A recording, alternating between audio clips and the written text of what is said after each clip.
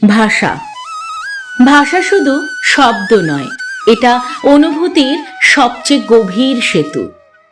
শব্দ যখন একা থাকে তখন তা কেবলই ধ্বনি, কিন্তু অনুভূতি স্পর্শ পেলে সেই শব্দই হয়ে ওঠে শক্তিশালী, জীবন্ত, স্পন্দিত।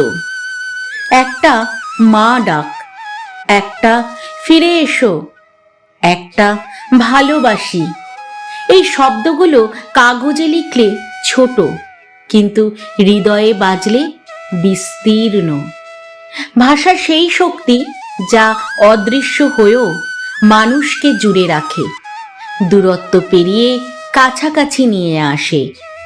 ভাষা কখনো প্রতিবাদ, কখনো বা ভালোবাসা, কখনো বা নিঃশব্দ কান্না, সব মিলিয়ে এটা মানুষের ভেতরের সত্যিটাকে প্রকাশ করার সবচেয়ে নির্মল উপায়।